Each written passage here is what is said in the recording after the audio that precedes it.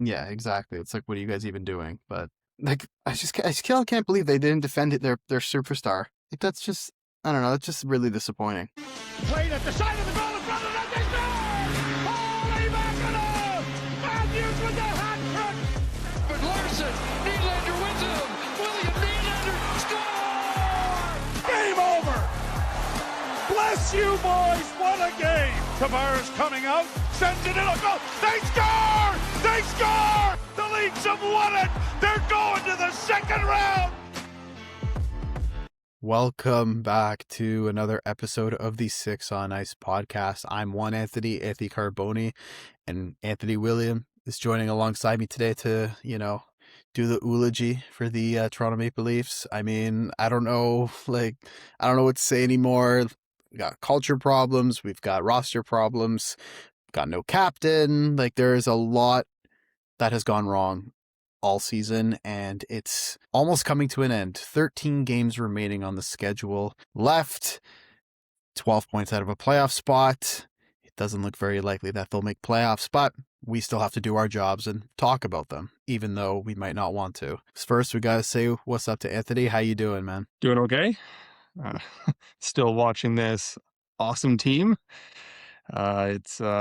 It's been a struggle. It reminds me of the dark days of Burke and Nonis, and then even before that, JFJ, and that was just also a series of horrible teams. But hey, at least back then we had really good former star players, Gary Roberts, McGillney, and those two I think pulled their weight. But like Nieuwendyk and who else?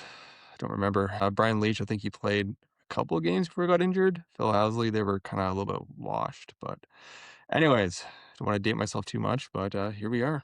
Here we are indeed. It is March 18th, exactly 1 month from now. The NHL playoffs will begin, and this will be the first playoffs in 9 seasons that it will not feature the Toronto Maple Leafs, mathematically, of course. As I mentioned earlier, 12 points out of a playoff spot behind the Bruins and Red Wings.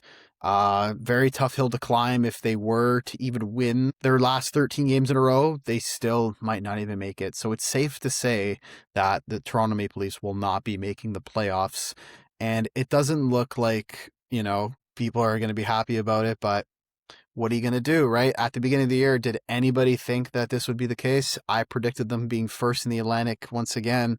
And to see where they have fallen to now is just absurd. Don't you agree? Absolutely. I think everybody expected them to take a step back. You lose Marner, you're not really going to replace Marner, maybe try to replace Marner in the aggregate. But I think the bigger focus was there seemed to be a change under the first year under Craig Berube. From teams past, the Sheldon Keefe teams, they were good offensively in the regular season, couldn't really pull together in the playoffs. The Leafs failed last year in the playoffs as well, but they seem to be closer to that winning culture, closer to that kind of playoff kind of grit and mindset, whatever you want to call it. And yeah, I think we were expecting maybe a little step back, maybe not as many points in the standings, but still going to be a good team, a good solid team that's going to work their asses off. Forecheck, backcheck, paycheck, to quote our former rookie, Nikita Grabenkin.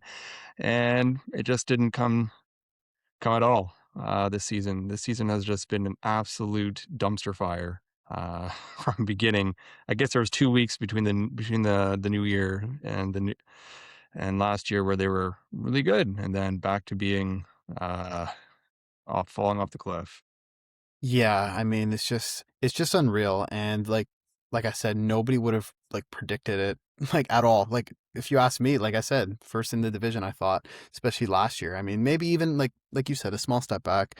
Maybe they get third in the division. Maybe they're falling to a wild card this year. Not being out of playoffs by 12 points with 13 games left is something I did not expect to happen.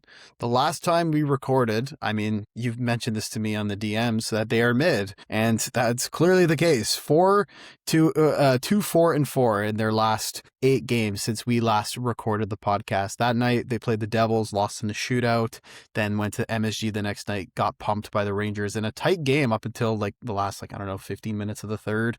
And then the Tampa game, I think that's what kind of really cemented that this team wasn't going to make playoffs. The fact that Tampa just destroyed them in the first period and they couldn't catch up since was was definitely the reason why they're not going to make it now. Then they go play the Habs in an important game where the Habs are kind of struggling, and that's where you want to get your first win. And it just didn't look like they were trying in that game, lost in regulation as well. Then the next couple days they played the Ducks. We'll obviously talk about that game in a little bit because of what happened.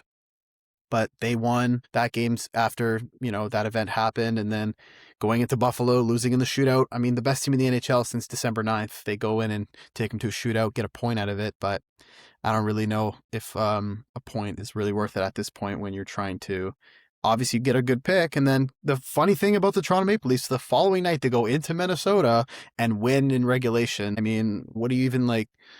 What is that? What is that? And then losing to the Islanders at home yesterday. Unbelievable. Unbelievable. What do you think of this team stretch and the teams that they played? What are just tell me. What do you think about this? This is just I don't know what to say anymore. I really don't. I really don't. I think we're a cursed franchise.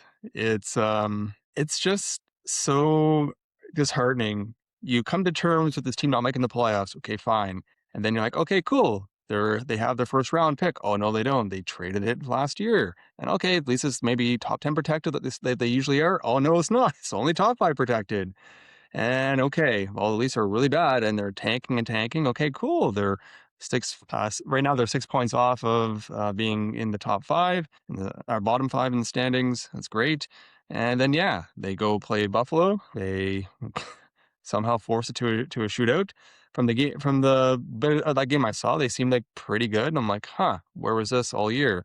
And then, as you said, they go play the Wild, win in regulation, and they looked fairly decent that game. But again, it's like, where was this effort all season long? Is it just because Matthews got injured that you're deciding to show up? You feel sorry that you didn't stand up for him? And I know we're going to get into that, maybe possibly right now, but it's just frustrating that this team lacks character, it lacks backbone, and they're probably going to finish. It would be like the Leafs.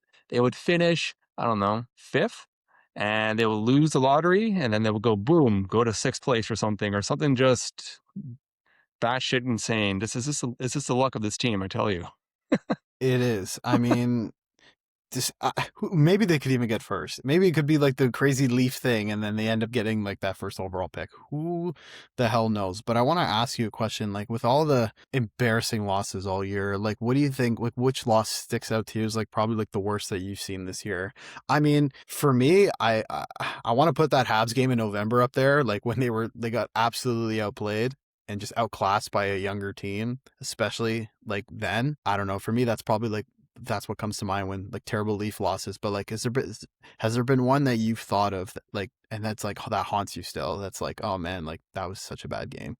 Because there's been many this year. Honestly, I feel I can't really give one specific loss. For me, it's been a whole season thing. How they're playing now versus how they played in November, December, I don't really see too much of a difference, to be honest with you. I don't. There's not one loss that sticks out to me in particular. Nothing's coming to mind. What does stick out to me is the 6-4 win against the Ducks. Yeah, which I mean we're gonna talk about right now. I mean, before we go into that, all in fairness, I mean just a random, very unpredictable season for the Toronto Maple Leafs, and it's fortunately coming to the end for the fans as they don't have to witness any of this monstrosity of a team. But we're going to get into the culture of this team because this Austin Matthews injury, it was announced on that game last Thursday, which was the 12th. Austin Matthews was injured and taken out for the rest of the season after Rako Gudas hit a knee-on-knee, fully intentional, by the way. There was absolutely no reason for Gudas to stick his knee out and clip Matthews like that. That was the dirtiest play that we could have seen from him. And the George Peros, the guy that does these NHL player safety, gave it a maximum of 5 games of that he will be suspended. Before we get into Matthews itself, do you think that was a fair suspension? Isn't it insane? Sorry. It's so insane to me that of all the things we've seen this season, that play in particular doesn't even get an in-person hearing. Because at that point, it would be 6 games or more. suspension. I don't understand why you wouldn't even at least offer that. If you want to go 6 games, sure, but at least give it an in-person hearing. What are you afraid that the team's going to challenge it? And then you got to deal with that process, so you don't want to deal with that. We'll give him 5 games. Like I don't understand. What comes to my mind is when Jason Spezza was on the Leafs a couple of years back, he got, what was it, like 6 games for his infraction. First time ever being suspended in his 18-year career. And yeah, Leafs appealed it and got it, I think, down to 4 games or something, but it didn't really matter at that point. But like, I don't understand what the Department of Player Safety has against Toronto. It really seems like they're against Toronto, and I realize I'm a biased Leafs fan, but Toronto, since Paris has taken over, the Leafs are the most suspended team under his watch, and it just doesn't make sense to me that when you see this play in particular, the egregiousness of Radko Gudas injuring a star player, Austin Matthews, gets 5 games. Like, come on, come on. Yeah, I mean, the for that to be a in like a interview or phone hearing is ridiculous to me. I thought that was fully intentional that he stuck his knee out, and obviously, like, that's a big name, right? That's their franchise player, and obviously with a grade 3 MCL sprain, I believe is what's causing it. Something with his hip as well. Definitely will not be back until training camp. Like, who knows if he needs surgery for that? But that is just an unacceptable judgment from George Peros to not even give that an in-person hearing. He did actually come out and defend what he said, which was funny enough. He thought it was the right call to give him 5 games, which was the maximum for a phone hearing. But I mean, across the NHL, like that, if it makes me think if that wasn't a Toronto Maple Leafs player, that probably would have been an in-person hearing, and he would have gotten more than 5 games. Don't you agree? Absolutely. What if that was Brandon Carlo or Riley or Benoit on the being Radko Gudas injuring? I don't know. Pick your duck. Like, Cutter Gauthier, right? Like that's their star guy right now, or Leo Carlson. like regardless if it was a star player or not, if the Leafs was Gudas in this case, they would have got 6 games minimum. 6 games minimum. So I just don't understand. It just boggles the mind. And as you said, it's not like a no-name player. It's Austin Matthews. Despite all his playoff or lack thereof success, he's still a star player in the league. First player to score 69 goals since 1993. Like, come on. And what kind of example does that set across the entire NHL? Does that make other players like think like, you know what?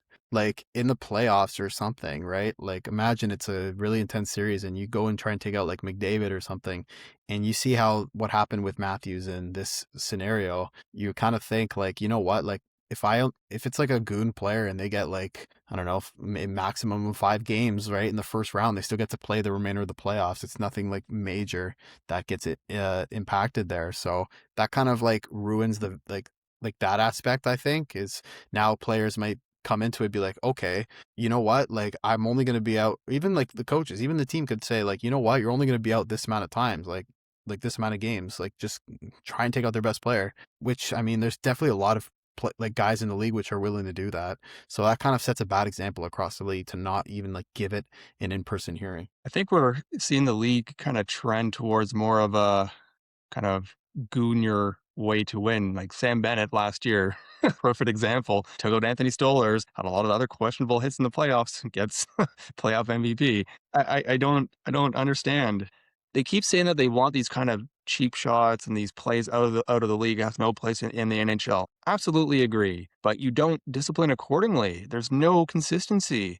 There's no consistency across plays. And sure, you can say every single play is completely different from each other. Sure, but there should be like a gradient. There should be a minimum and a maximum, and they're just not for like category of plays, and they're not even following their own rules.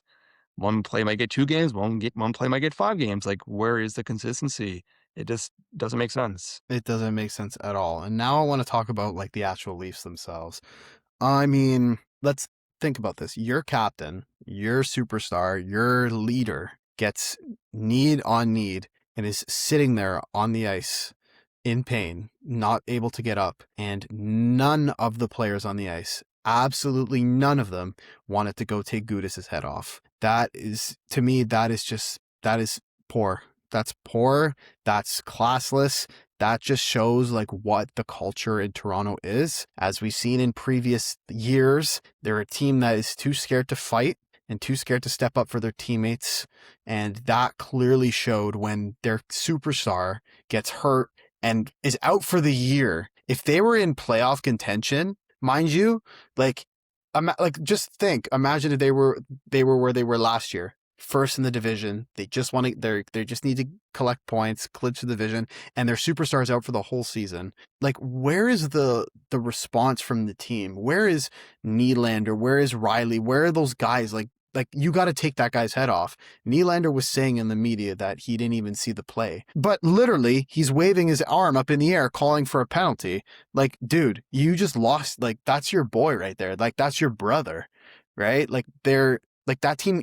As a team, you have to be united. It's a brotherhood, and you have to defend and back up your teammates whenever shit hits the fan. And that right there was a perfect moment. And that just showed every single fan, coach, any other NHL player, whatever, that this team is soft and they have a terrible mentality.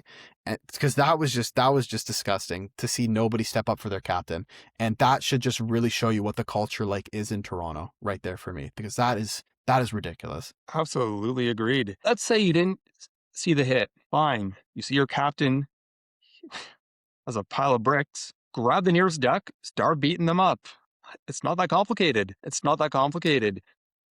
And really, did they, nobody's, like, to your point, Nylander is like, oh, I didn't see it. Like, you're calling for a penalty. Like, come on, you saw it. You just didn't want to get in because that's just not who you are. But it should be who you are. Like, when you look at other successful teams and cultures, Panthers, Avalanche, even the San Jose Sharks, they go to war for each other. You can clearly see, yes, this is a team. It seems in Toronto, we're just a collection of, perhaps, well, we used to be, but a collection of insanely skilled players, and that's all we are. We're never greater than that, and it's really frustrating. We see it year after year, and I think this game is just like the cherry on top. Your captain, the guy who led an Olympic team to their first gold medal since the 80s, I think it was, or something ridiculous, 1987, and you just don't stand up for him? Like, come on. Like, what's even more aggravating is that the whole game, the Leafs were getting like their lunch money taken from them, and they turn around and they win the game 6-4 in regulation. It's almost like they felt guilty. Like, I don't understand. Like, it's just appalling. Yeah, it's ridiculous. Like, if the fact that nobody was in there to take Gudas's head off is just ridiculous. That guy should like have not been walking after that. As cruel and vulgar as that is to say, like, that's how it should be. Imagine like that was Darcy Tucker's team or like Ty Domi's team. Like, one of those guys saw that, like, there would literally be the police like come into the building to like stop this, because that's how like serious that is. Like, that is just, that's what it means to be a team, is stepping up for your teammates, the people that you travel with, you hang out with, your brothers with. And to see like the lack of urgency to go after the Ducks players and fight them, and they just took out your captain, and you're gonna give that shitty response and not even do anything, and, oh, I didn't see it. Like, that's bullshit, man. You're literally waiting for a penalty and you don't go up there and whack the player in the face. Like, that's just like, excuse my language, but that's just ridiculous. And it just pisses me off so much. And to me, that right there just proved to me that the culture is terrible and they don't deserve to make playoffs. That is not a hockey team that I want to see in the playoffs, because they don't deserve it. If you ask me, they don't deserve it. They don't deserve it at all. And if that was Tucker or Domi, they were on the bench, they would have jumped off the bench. they would have ran Gudas for the boards. It's just such a night and day culture. Comparing past teams, like, even if I think about the Phil Kessel and Dylan Phaneuf era of hockey, I think one of those two, or not Kessel, but like Phaneuf, Colton North, certainly, one of them would have stepped up probably then and there and would have like clocked Gudas. It's just, for whatever reason, this team just does not want to play the way of hockey that is going to be conducive to success. It just boggles the mind. And Riley accepted responsibility. He's like, yeah, I should have, stepped in. I think he had a fight in the Islanders game. A little bit too late there, bud. Too late. A little bit too late and he got destroyed. You clearly know he's not a fighter. Like that was brutal. But March the 30th, mark it on your calendar because that is the next time the Leafs face the Ducks in Anaheim. And if I don't see Michael Pezzetta in the lineup or I don't see Dakota Joshua in the lineup and a big response for your captain being out for the year, like that's to me like any team is just going to walk all over you. So mark that on your calendar. That is a must watch game. I believe that game is at 10 p.m. So stay up a little late if you got to watch. They're hitting their California road swing. So just be ready for that game because that hopefully should be a bloodbath So we're because like, but what are we going to see though? We're going to see like an organized kind of staged fight. Great. Like I would have expected the Leafs, how we've seen them kind of push back, maybe a couple face washes, a couple of, slashing on the shin pads. And then the question would be, or the talking points would be, wow, did the Leafs do enough to defend Matthews? Obviously not. But I think that's what this group was probably going to do, or we would have expected the group, but they did absolutely nothing. And now they're going to go into this game on March 30th. What? Dress Pizzetta. Yeah. What? How about organized fight off center ice, off a puck drop? Like, I don't know. no, It's what should happen is the first play on the ice, as soon as you see Gudas, just hit him, go after him, cross check him, drop the gloves, just do something. I don't care if you get suspended. Like the season's over as it is. Go do something. You got to stand up for the logo. You have, as a player, when you make the commitment to play for a team, you have to bleed the logo. And agreed. that, to me, is what these players have not done. I have never seen Nylander do that. I've never seen Marner when he was here do that. I mean, I haven't seen Tavares do that. I have not seen the captain Austin Matthews do it. You need to bleed the logo and go in and defend the pride of your team, your player, but the pride of your team. You think that everyone, like an original six franchise, a successful franchise winning 13 Stanley Cups and having all these amazing players, now they're just going to be one of the laughing stocks. And they already are, but they'll even make themselves a worse laughing stock in the NHL if they don't do something on March the 30th in Anaheim. You got to go beat the shit out of Rocco Gudas, the guy that took out your captain, the guy that ended his season. And who knows, man, a bad injury like that to the knee, you might not be the same player after that. Those injuries are very tough, especially on the knees, So there has to be a response from this group on March the 30th. Or if you ask me, like that right there in the offseason, do you think a player is going to be like, you know what? That team's got a great culture. I should go sign there. Not in the slightest. Because if that happened to me, nothing's going to happen. No one would back me up. Unbelievable. The culture needs a change in Toronto. They That's should what has to feel, happen. as you said, embarrassed. Easton Cowan got into a fight later that game, but he's your rookie. And also before the Matthews play, Brad Kagutas had a very dangerous hit on Cowan, and nobody came to defend Cowan then. So you're leaving this up to your rookies. You're leaving this up to Pizzetta or Stephen Lorenz or I guess Lawton when he was here. Like who are you? Like you're right. You need to like bleed the logo. The only star player on the Leafs that does that, I would say, is Nyes. He hits. He can fight. And he's willing to like back up your teammates. And he's like the only player. When it's only one or two guys, where's the incentive? But if it's everybody, if it's your captain, if it's your like leaders on that or veterans on that team, Riley, Nylander, Tavares, who are walking the talk, then yeah, there's an incentive for the whole system to play that way. And we just don't. We haven't seen it from any of them. I can't stand Nylander anymore, honestly, man. I think that contract was such a big waste of money. Sure, he can put up points when he wants. He doesn't do it when he's asked. He does it when he wants, and he doesn't. He has no drive when it comes to shit like this. Like we saw, putting his hand up, complaining for a penalty. He has no motivation and no drive to actually win. He just wanted his paycheck. He got his bag, and that's all he was looking forward to. So if you ask me, like, I think the first person superstar that should be traded is Nylander because I don't like his vibe. I don't like the idea of him being on this team when he clearly doesn't bleed the logo. He'll just do whatever he needs that benefits him and not the team. That's not a team player, if you ask me, especially not defending your captain. Your captain. It's really interesting. I feel out of all the superstars in Toronto, Nylander has almost the mentality to deal with the media. He doesn't seem to let the media affect him. He just like, oh, another game, cool, great.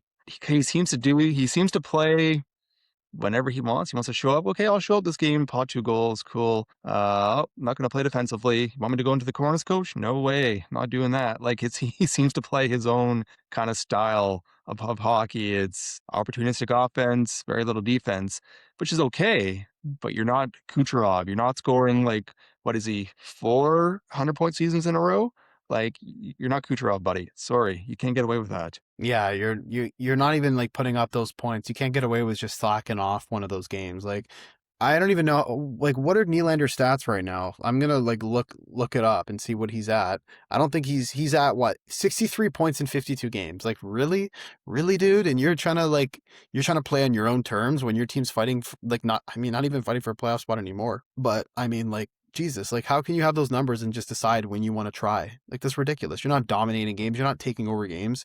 You're just a good player, if you ask me. So I feel like to me like that like something's got to change with Nylander if the team wants to change in the direction and all the superstars, right? Because I mean even Matthews back he did have that like suspension with Darlene, but like since then like it seems like that like the room and the culture of the Toronto Maple Leafs like it's okay to see that happen to one of your teammates. Like even Stolarz earlier in the year, he defended like himself and like where was my backup there? Like he comes in from like coming from a cup winning Florida Panthers, by the way, remind you, to now coming into this kind of team, like you're like, what the hell? Like where's like the team pride and the passion for your teammates, right? It's just I don't know. I feel like that's like Toronto has to take care of that problem if they want to do anything in the next years, would you say? Yep, and I think it starts at the top. I think you have to get rid of Trey Living. I think you have to get rid of Berube. For whatever reason, this team isn't built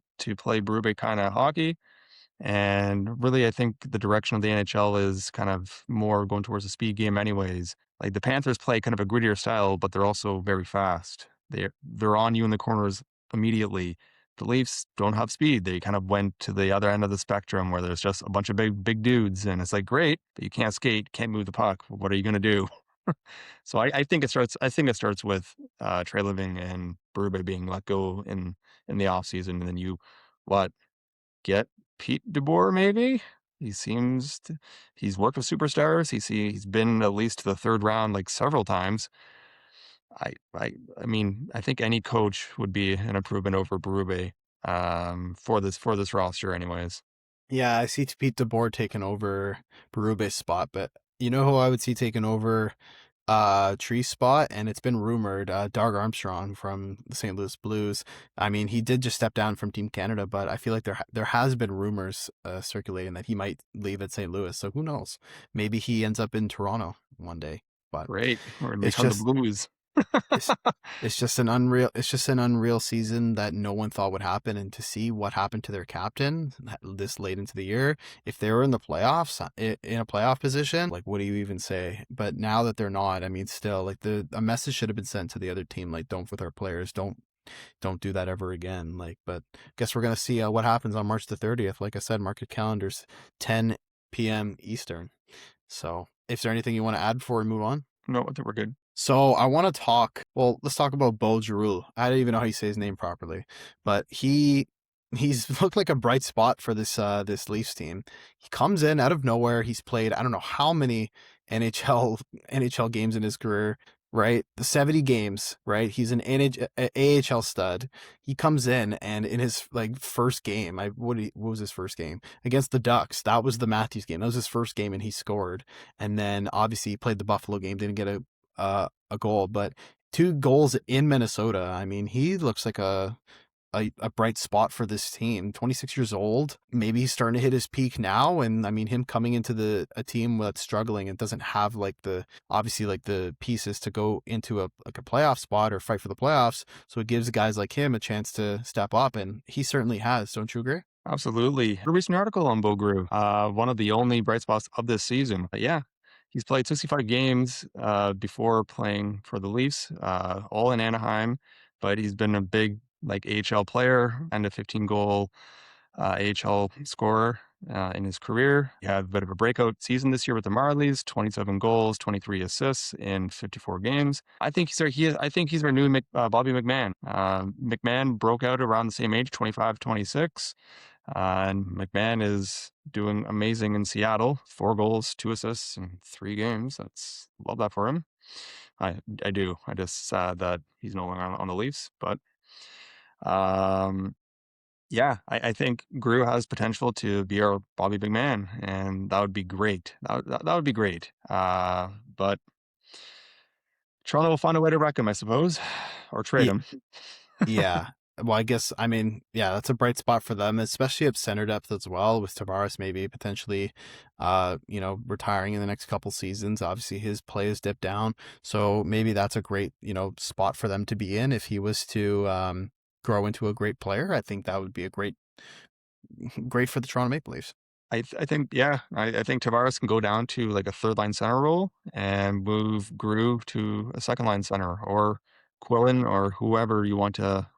You actually have to play your rookies to see what you have, but I'm sure in the organization there's probably a center depth that can play some second line minutes next season for the Leafs, and give Tavares probably a third line role where he move him up and down every so often. But I think he's kind of on a contending team. Tavares is a third line center. Exactly. Now, I do want to touch upon the new, I guess the new additions for other teams, former Toronto Maple Leafs. I want to talk about Scott Lund and Bobby McMahon and how they're doing in their new teams. I mean, Nick Waugh, obviously a depth player playing for the Avalanche, not going to get as many points, but to see how McMahon and Lawton are doing with the return that the Leafs got is insane. You already mentioned earlier, Bobby McMahon, 4 goals, 2 assists, 6 points in 3 games. He is hot right now. He is hot right now for the Seattle Kraken. A great pickup, especially for their playoff hopes, getting themselves back into the playoffs. Having a guy like McMahon, like he sniped a goal on Vasi the other day. I was like, what? Where was this in Toronto? He was looking like a real stud there. And then looking at Scott Laughton's stats as well, he's at a point. He's at 3 points in 6 games, 2 goals and one 2 goals. assist. Yeah. Like he's like a depth piece for the LA Kings, who are also in the same spot as the Kraken. But those two guys, like the way like they're playing for their new teams, like they look really good. They look really good, and they're fitting in nicely, especially Bobby McMahon. Like who knows? Maybe the Leafs could sign Lawton and McMahon in the offseason, but with the return that they got for those kind of players, and to see how they're doing on their new teams, does that question like everything that they've done throughout the trade deadline? I think so. I think it's evidence that Trey Living has to be let go. I think his response, because I think one of the first questions post trade deadline was, um, "What happened? Why did you only get a conditional second for Lawton after you're paying a first and Grebank in previous year?" Oh, it was the market. This is like, come on, you got a first for Waugh. Why couldn't you get 2 seconds for Lawton, a first for Lawton, 2 seconds or a first for McMahon? Like it's just abysmal trading, just abysmal. I don't understand. It's almost like they waited too long to make a decision. Okay, yeah, we're going to be sellers, and you could have made these deals a week, 2 weeks before the trade deadline, before the madness kicked in, and you didn't do that. You didn't do that. And for me personally, um, if you could somehow fuse Trey Living and Dubas into one GM, I think you would have a pretty good GM. Trey Living's contracts have been, by and large, pretty decent. Tavares, absolute steal. Nyes, pretty. I don't think Nyes really took a discount necessarily, but it's fair value. Dubas's contracts, that's been beaten to death, overpaid on the superstars, et cetera, et cetera. But where Dubas excelled was in trades. Like Jake Muzzin, that was a good trade. I even like the Ryan O'Reilly trade because he also got Jake McCabe, and I mean, Lafferty was a good piece of that at the time. He didn't pan out in Toronto, but some pretty good trades. Yeah, he made some bad trades like every GM does, but at the same point, Trey Living's trade so far not very good. The Carlo trade, horrendous. You should be fired immediately. And yeah, I think if Toronto wants to pivot next year, and we can talk about should they tank, should they try to be finish as high as possible, but I think you need to move Trey Living and Brewer um, in the offseason. Agreed. I would have to agree on that for sure. I think it's time for a change, and a big change is needed. A trade deadline where they only acquired a couple picks, one first round pick, which who knows what can happen with that, but still, Not a lot for the guys that are actually producing really well, and those are their best UFAs they could have gotten, they could have traded, and they're doing really well with their new team. So especially Bobby McMahon. So, what are you going to say about that? I do want to talk about the last two things. The first one being tanking. I mean, is are they even tanking at this point? Like, what's going through the minds of the Toronto Maple Leafs? Considering like they go into Minnesota, they beat Minnesota, then they get a point against the Sabres, they beat the Ducks, right? They lose to the Islanders in regulation, and now they've got Carolina, they've got Ottawa, they've got Boston, they got their California road swing, and then a couple games at home, and then finishing off in Ottawa to end the year. But like what do you think is going through their minds right now? Like, are they in a tank mode? Like, if they get low enough, they could potentially get first overall pick. Who knows? Like, when you get in that spot, you have no idea. Like, look at the Islanders last year. Did anyone expect them to get the first overall pick? Like, where they came from? Absolutely not. So why doesn't the Leafs try and like just do what should be done is try and get to the closest possible position for themselves to get a first overall pick, which probably will be Gavin McKenna. Now, I think a couple issues. Number one, I think they need to finish within the top three in order for them to like finish out of worst case in the top five, and then yeah, the pick will be protected. So are they going to catch? Who are the top three? Vancouver, the Flames, and is it Chicago? Like, are they actually Chicago, yeah, one of those guys, or the Rangers. I don't know. are they realistically going to catch those teams? I mean, honestly, I think you should see what you have in the cupboards. So play Jacob Quillen, which they finally has been playing some more, been getting some ice time. Play Easton Cowan like in the top six, please, more regularly. Yeah, and Bo and whoever else. I think this is a time to see who you have, but also try to fix the culture because I think let's say they finish top three, that somehow they get McKenna or whoever. Is the culture really going to be fixed at that point? I think you need to start kind of trying to fix the culture now. And I don't know how you do that. The team, I think, is what it is at this point, but you can see glimpses. Like Bo seems to play the game the right way. He's aggressive. He forechecks. He uses his size. Maybe you try to change the culture right now. And then if you end up tanking, great. If not, well, then the pick is going to go to Boston.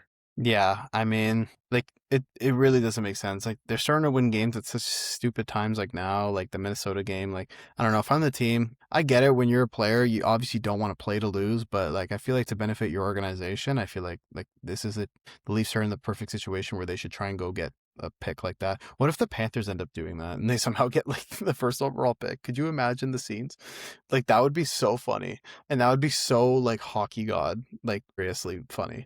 But I don't know. The Leafs need to figure out what direction they're going in because I don't know. Maybe they think a quick retool and they'll be fine next year. Maybe they won't be fine next year. Maybe they end up tanking like now and like I don't know. They need to like figure out their situation and it's shocking that they haven't figured that out at the deadline.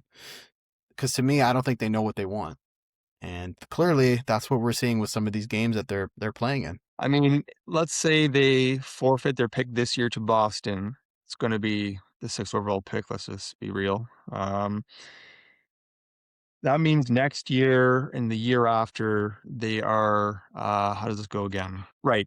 If they picked within the top five this year, then the next 2 years their picks are unprotected. So we're banking on the fact that they're not going to be as bad this year, which is a good bet. But my question is, Austin Matthews, what is he going to look like? I assume he'll be ready to go for the start of the season, but is he going to be the same player? He hasn't since his 69 goal season. He hasn't really been the prolific goal scorer that we know him to be.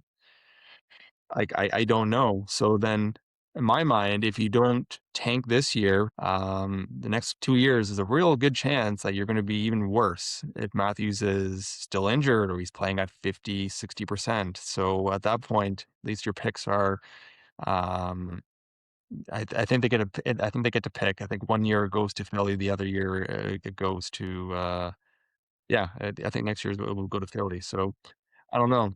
They're in a bad situation all around. Yeah, I mean now with a month left in the year, like they gotta, I don't know, they gotta figure out what they want because if you start early and you get on track of what and you know what you want, you start early. As soon as the playoffs are done, you start making your moves, you go right away. I think they could put themselves in a great position, but they need to figure that out internally, especially up with Keith Pelly. He needs to figure out if he can trust Treliving and Berube for another season. He needs to figure all that out, and there needs to be some internal discussions on what the team's future will look like because this should be a very busy offseason for the Maple Leafs. And to close it off, I mean, we got a month left of the NHL season, regular season, 13 more Toronto Maple Leafs games of the year. Any of them in particular you're excited to watch that you're going to pay attention to besides maybe the Ducks game that we mentioned? I'm going to see the Sens game this weekend, or I guess next weekend. So wait, In Ottawa, right? yeah, they're in Ottawa. Yeah, so this Saturday, sorry, they're in Ottawa. So yeah, be excited for that. But Ducks game for sure. I'm more curious if they're going to play more of their rookies and try to tank. If they try to tank, fine. But I'm kind of curious to see like Bogru and Quillen and maybe Cowan can start showing his top six potential. Um, yeah. How about you? How about yourself? I mean, the Ottawa games are going to be good. They're in Ottawa. Usually, it's Battle of Ontario is always fun, especially when Leafs fans head into Canadian Tire Center. They end up taking over the barn, so that'll be an exciting game. I want to see how they play against like teams like the Rangers and Panthers who are in like the same spot as them. I feel like those kind of games I'm excited to see. Leafs hosting both of them at home, so I would say those ones, and obviously the Ducks game, March the 30th. So a tough season. I mean, no other way you can put it. If you would have told me last year if the Leafs would be here at this time, I would laugh in your face, and so would most Leafs fans. Here we are, March the 18th, 2026. Leafs are 12 points out of a playoff spot, basically not making the playoffs, and they are going to go into an interesting off season. So we will see what happens, but I think that's going to wrap up this episode. Hopefully, you all enjoyed this episode of Six on Ice podcast. Leave a like, subscribe, tell all your friends, and comment down below like what do you guys think of the Toronto, like this year's Toronto Maple Leafs? Could this be one of the worst teams that we've ever seen in Maple Leafs history? You let us know. But we got to figure out what to talk about on the next podcast. So we'll have to regroup. Maybe we'll do some NHL playoff content because the playoffs are always a fun time. It's unfortunate. It would have been a fun journey for us to do this together and cover the Leafs in the playoffs, but we're going to have to find another way. But hopefully you guys enjoyed this episode. We will see you guys next time. Take care and peace.